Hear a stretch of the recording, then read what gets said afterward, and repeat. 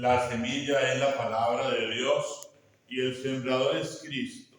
Todo el que lo encuentra vive para siempre. Aleluya. Amén.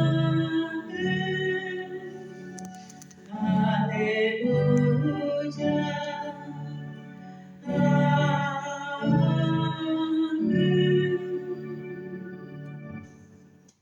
El Señor esté con ustedes. Lectura del Santo Evangelio según San Mateo. Gloria a ti, Señor.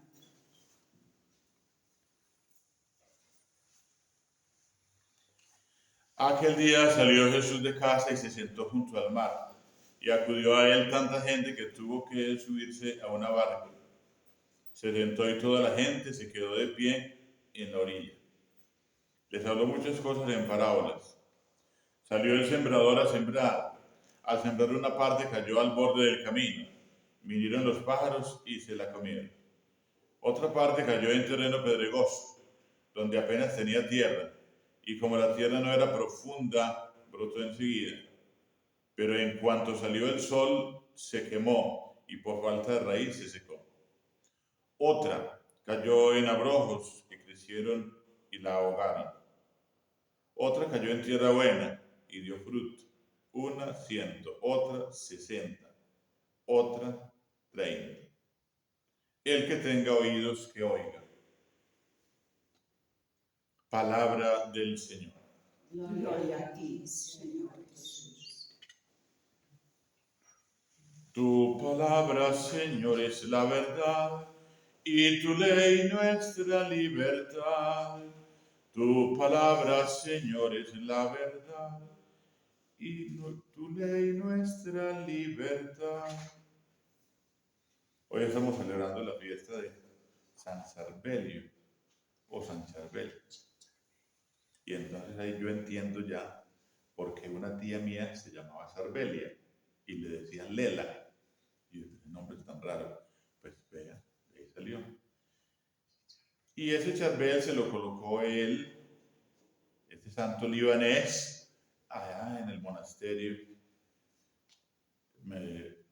haciendo alusión a un mártir del pasado, los primeros siglos, el segundo siglo, que también se llamaba Charbel. Es un santo muy particular, tan particular que de su tumba exhalan perfumes, luces, colores, y bueno, y se convirtió como en un enlace entre el oriente y el occidente, es decir, entre la iglesia maronita, porque pertenece a la iglesia maronita, allá en el Líbano, habla el arameo, como el Señor Jesús allá se conserva el arameo en ese lugar. Y bueno, milagros, cientos de milagros. Van allí a ese lugar muchas personas, inclusive musulmanes que están allí. Dios sabe cómo hace sus cosas, ¿no? Cómo hace sus cosas. Lo llamamos el Padre Pío de Pietrelcina del Oriente Medio. Ese es el santo. Fue beatificado como en el año 60 y punta, y al 77 ya es canonizado, es decir, muy rápido todo, muy rápido todo. Y de allí, de aquel lugar, salen todos esos testimonios por todos los lugares, de todos los peregrinos que van allí, porque es un santo con muchos méritos, un hombre que lo único que hizo fue entregarse a Dios, amante a la Eucaristía, amante a esas reglas de la castidad, de la obediencia y de la pobreza. Se comía una comida al día y vivió en el desierto también. Es un padre del desierto, vivió allí en el desierto durante mucho tiempo.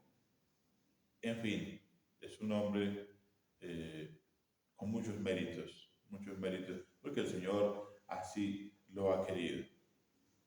Hoy Jeremías nos está recordando a cada uno de nosotros que el Señor nos ha llamado antes de que naciéramos, a cada uno de nosotros.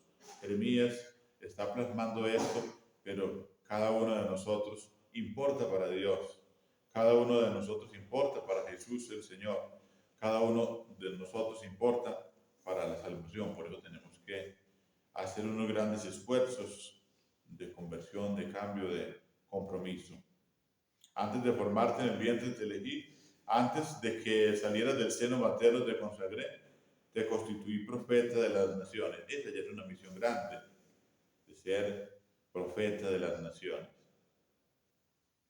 Él habla de que es solo un niño. Y el Señor le dice, no digas que eres un niño, pues irás a donde yo te envíe y dirás lo que yo te ordene. No les tengas miedo, que yo estoy contigo para librarte. Pero también dice, o si no, yo te meteré miedo también. Pero el Señor también le dice, que ellos se conviertan a ti, no tú a ellos. Si vuelves a mí, yo te haré volver a mí. Separa el oro de la escoria. Y no les tengas miedo. O si no, te meteré miedo. Te convierto como una muralla de bronce. ¿Cuántas cosas han querido hacer con Jeremías? Y miren cómo el Señor lo libra. Hay un momento en que Jeremías es arrojado a un pozo. Y de ahí exhala ese salmo: Dios mío, ven en mi auxilio. Señor, date prisa en socorrer. Un eunuco va y lo libera. Y como el Señor lo convierte en administrador de un campo en donde va a estar el resto de Israel. Es muy bonito ese episodio donde en medio de la ruina, en medio de la pobreza, en medio de del exterminio, en medio de la desolación, en medio de que tienen que ir llevados a Babilonia, le llega a él dinero para comprar un campo y en ese campo recluir y esconder al resto de Israel, de esconder al remanente, al pequeño resto fiel. ¿Y cuál es el pequeño resto fiel? No son los sabios, no son los entendidos, no son los profesionales, son los campesinitos, son los humildes, son los sencillos, son los que no le servían allá a Nabucodonosor, son los que no servían para las artes, simplemente campesinos, servían para el campo, gente sencilla, humilde, pequeña. Voy a poner mis palabras en mi boca. Desde hoy te doy poder sobre pueblos y reinos para arrancar y arrasar, para destruir y demoler, para reedificar y plantar. Qué bonito todo esto. Pues es Dios mismo el que hace todo esto. El profeta simplemente es una lámpara que alumbra en la oscuridad. El profeta simplemente es un instrumento. Simplemente el profeta es una vasija de barro que se desquebraja, que llora, que sufre, pero el Señor le fortalece, el alfarero le fortalece. Voy a poner mis palabras en tu boca. Desde hoy te doy poder sobre pueblos y reinos para arrancar y arrasar, para destruir y demoler, para reedificar y plantar. Y uno dice, bueno, ya, lo pasado pasó. No, la palabra de Dios está viva. La palabra de Dios se actualiza. Cielo y tierra pasarán, pero mis palabras no pasarán. Si la palabra no fuera viva, no estuviera compendiada en estos libros, no estaría compendiada en estos compendios, no estaría resumida, o estaría guardada, o estaría convertida como en el tesoro de la iglesia, en el depósito de la fe, en la bendición para nosotros, en la carta de navegación para todos nosotros. En el Evangelio hemos escuchado la parábola de esa semilla que es sembrada, o la parábola del sembrador que es sembrada en diferentes terrenos. Todos nosotros hemos pasado por esos terrenos. Todos nosotros hemos pasado por esos terrenos. Más aún, todavía estamos colgados de la brocha en algunos de los terrenos que no son el último. Es decir, sobre el camino, sobre las piedras o sobre los abrojos, ¿no? Una parte cayó al borde del camino. ¿Y por qué esa parte del borde del camino? Porque es que van y vienen muchas cosas en nuestra contra. Van y vienen muchas cosas, es decir, no hemos dejado el mundo todavía. Estamos muy apegados al mundo todavía. Muy apegados al mundo todavía. Entonces, el mundo son todas esas voces que llegan de oriente y de occidente, del norte y del sur. Esas son por ejemplo, el internet. Todo eso es el camino. Por el camino hay muchas cosas que no convienen para nuestra vida. El camino es el mundo. El que se hace amigo del mundo se hace enemigo de Dios. Eso lo hemos dicho. Y no solamente lo dice Santiago, sino también que lo dice Juan en una de sus cartas. Y el camino son los ríos de los que habla la Santísima Virgen María, de los que el demonio hace correr sobre la mujer vestida del sol y sobre su parentela, es decir, corrientes de toda clase, es decir, masonería, comunismo, socialismo, nueva era, y todo lo que ustedes quieran, santería, vudú, es decir, no solamente cosas filosóficas, sino también cosas religiosas. Y eso llega a nuestra vida. Usted encuentra en este tiempo sacerdotes religiosos, religiosas, haciendo todos esos ritos por allá orientales, no los de San Charbel, sino los ritos orientales, hindúes, la flor de loto, haciendo por allá todas esas posiciones, todos esos masajes, todas esas cosas. Otra cayó en terreno pedregoso,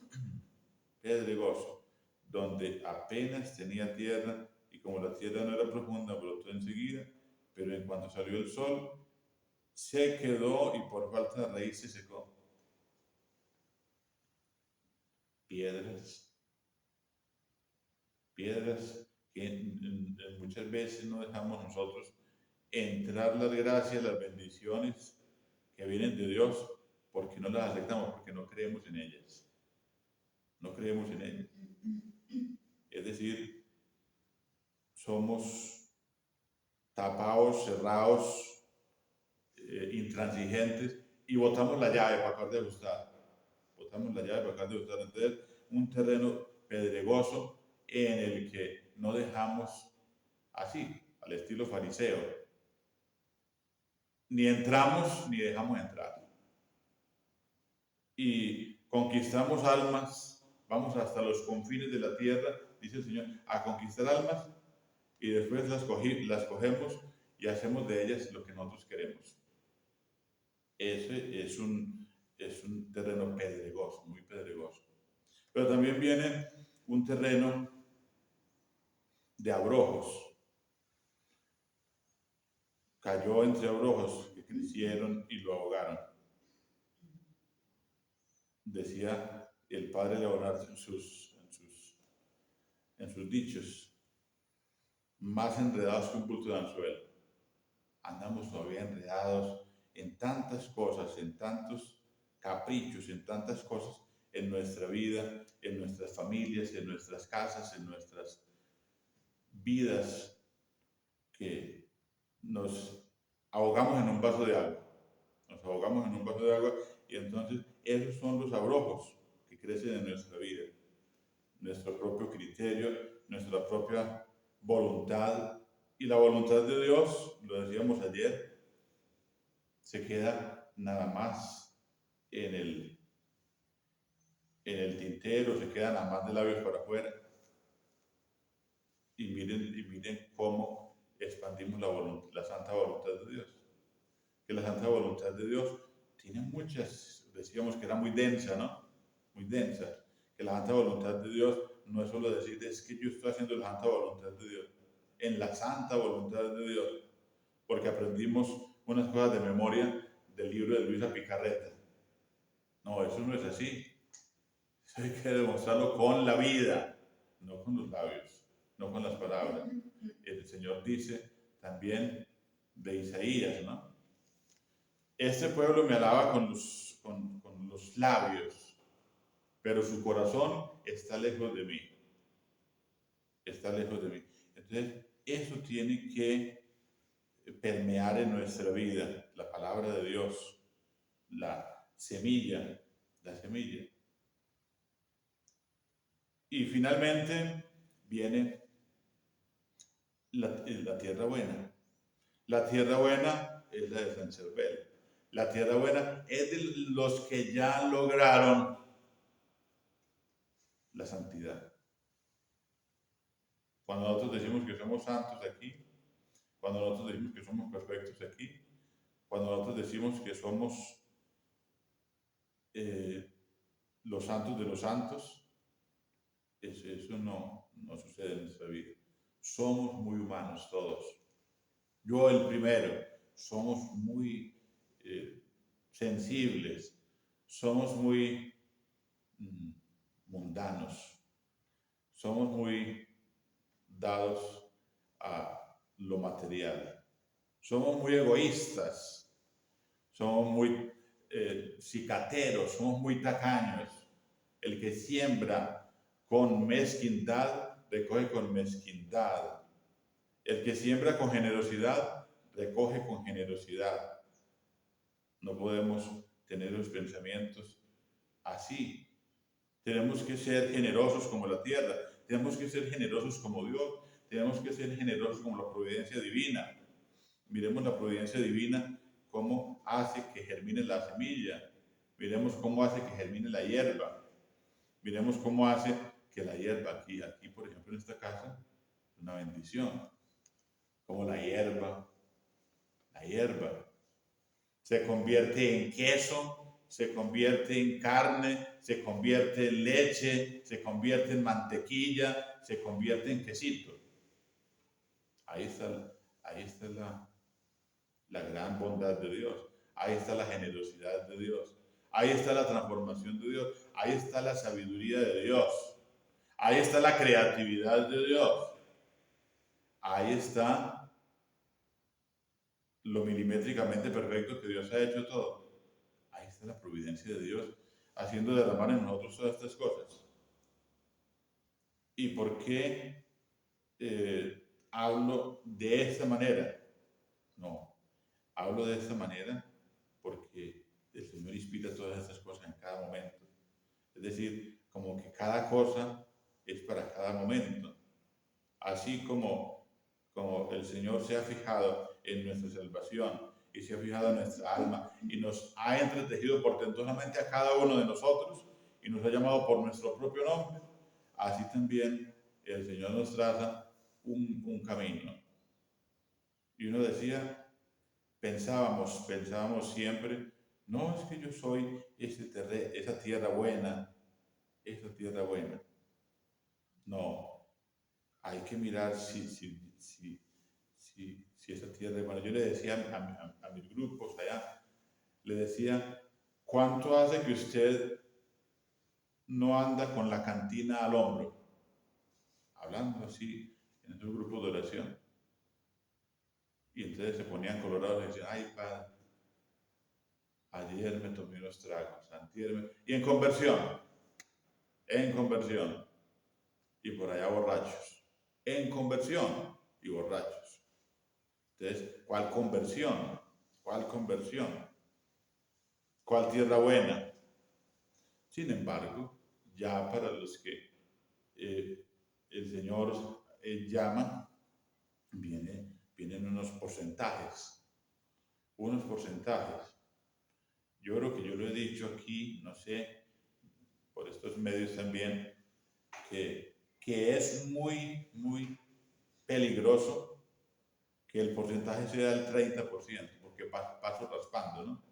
Es decir, cayó en tierra buena y dio fruto, uno 100, otro 60 y otro 30. Es muy peligroso que sea el 30%,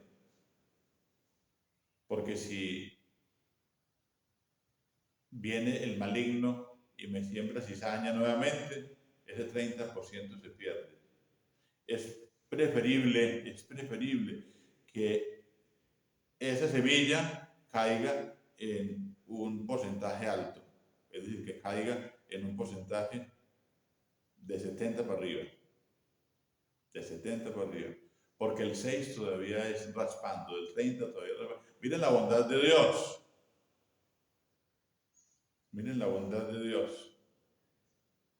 Cómo el Señor también acepta hasta lo mínimo, el mínimo esfuerzo en conversión, en cambio, en entrega, en fidelidad. ¿Cuántos porcentajes? 100, 60 y otra 30. 3 porcentajes. Entonces tiene que pasar de 60 para arriba. De 60 para arriba. Pero no de 60 para abajo. Y no que quede en 30. Me perdonan que haga como esas cuentas así como tan humanas, pero son peligrosas esas cuentas bajitas porque nos podemos quedar enredados en el alambrado. Por eso tenemos que esforzarnos más a hacer lo que Dios quiere. Gloria al Padre, y al Hijo, y al Espíritu Santo. Como era en el principio,